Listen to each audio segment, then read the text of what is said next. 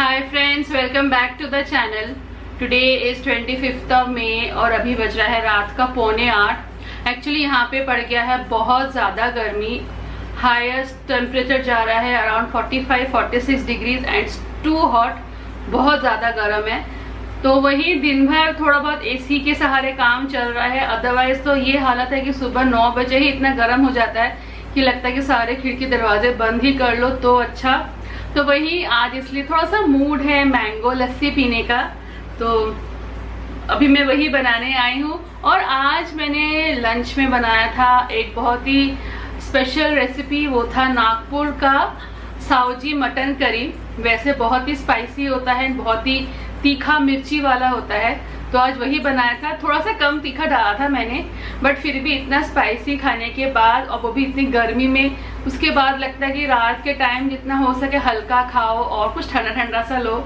इसलिए today I am skipping the evening milk of mine और हम लोग आज लेंगे लस्सी। तो चलिए पहले लस्सी बनाते हैं। और आई होप आप लोग सब ठीक हो। आपके यहाँ भी गर्मी कितना पड़ा है बताना मुझे ज़रूर। बट दिल्ली एनसीआर का तो ऐसा ही है, extreme summers and extreme winters भी। तो हम लोग को अब थोड़ा सा आदत हो भी गया है और नहीं भी हुआ है, क्योंकि थोड़ा सा डाउन डाउन भी लगता है, कुछ करने को मन नहीं करता, लगता है कि बस एक जगह बैठे रहो, हिलो डुलो ही नहीं, इतनी ज़्यादा गर्मी है। बट कोई नहीं, ये भी धीरे धीरे कस्टम हो ही जाते हैं हम लोग। मजेदार बात ये है कि अगर आपको पका हुआ आम चाहिए तो आप कच्चा आम भी खरीद के घर में पका सकते हो। वैसे ये आम आया था चटनी बनाने के लिए, बट वही हो रहा है कि अगर आप कच्चे आम खरीद रहे हो तो वो अंदर से पके निकल रहे हैं, और अगर आप पका आम खरीद रहे हो वो अंदर से कच्चा निकल रहा है। तो यही आयरनी है। तो मैंने इस बार वही किया कि जितने भी कच्चे आम जो अंदर थोड़े थोड़े पक गए थे उनको मैं और चटनी या कुछ भी नहीं बनाया, सिंपल मैंने बाहर रख दिया। तो इतनी गर्मी में सब पक के एकदम बहुत ही मीठा खुशबू आ रहा है। और जो पका हुआ आम आया था उसको अगर आप कट करोगे तो बाहर की तरफ पका हुआ है, अंदर की तरफ कच्चा है। मतलब कार्बाइड से पका भी रहे तो भाई अच्छे से पकाओ, इससे पूरा अंदर तक पक जाए।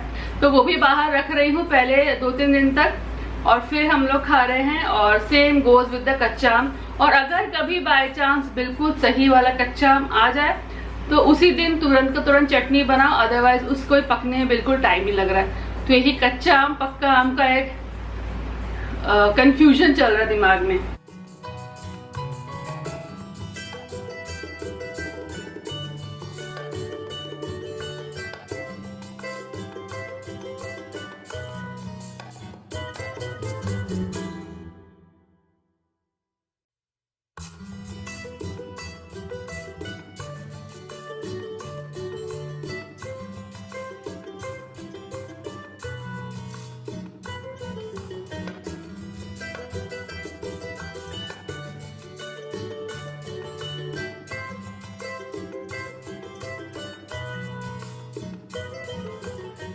अभी हम लोग ग्रीन जोन में आ गए हैं, बट इवन देन काफी कुछ सामान नहीं मिल रहा है, जिनमें से एक बहुत ही इम्पोर्टेंट प्रोडक्ट मेरे लिए वो है, दैट इज डिश वॉशर के लिए detergent powder, salt and rinse.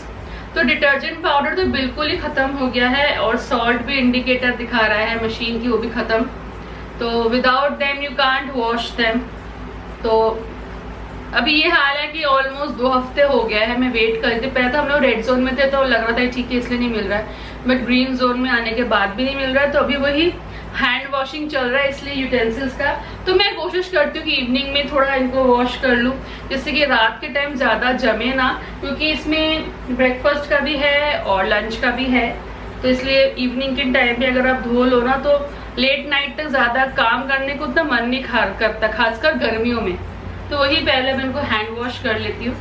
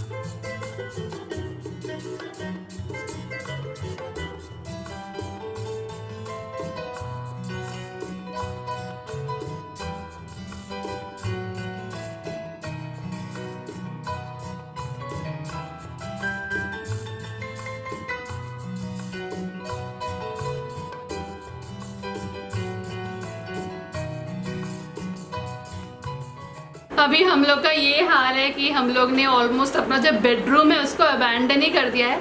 मतलब एक तरह से हम लोग अपने बेडरूम से बाहर निकल गए हैं। उसका रीज़न बस सिंपल सा ही है कि यहाँ का जो एसी है वो हो गया है ख़राब इन द सेंस गैस हो गया है लीक। और ये ना थोड़ा सा पुराना एसी है हमारा, मतलब we had bought this when we were in Bombay, तो ऑलमोस्ट 13 to 14 ईयर्स ओल्ड है ये वाला एसी।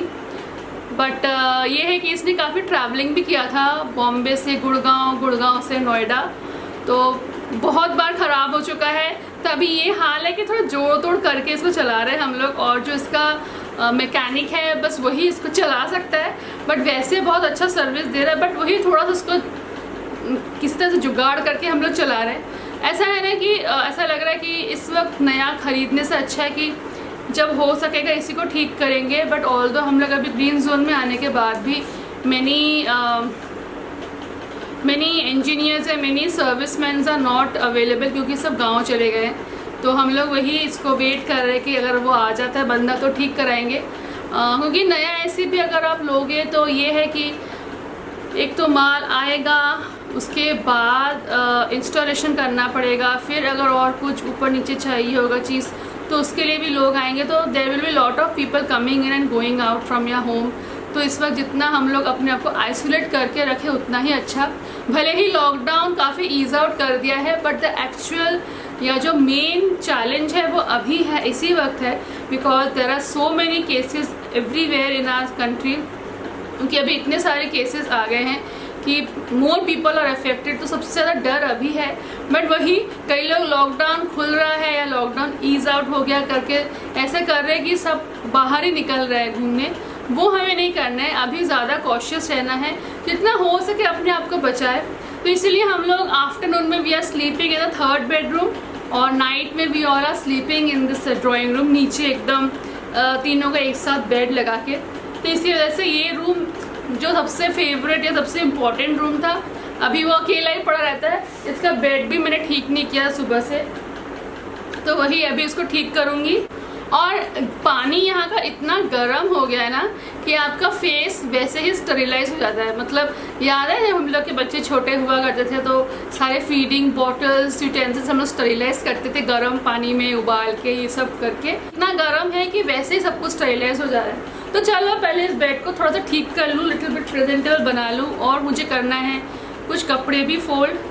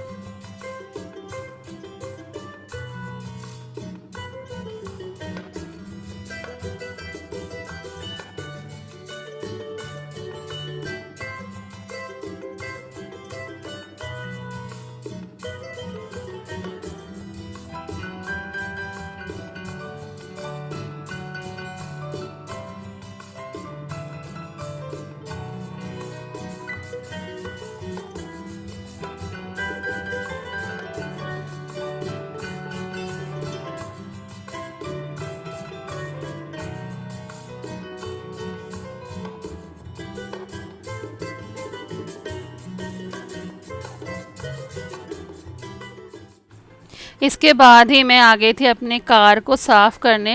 एक्चुअली अगर आप खुद से कार को साफ़ करो तो अलग ही कार चमकता है।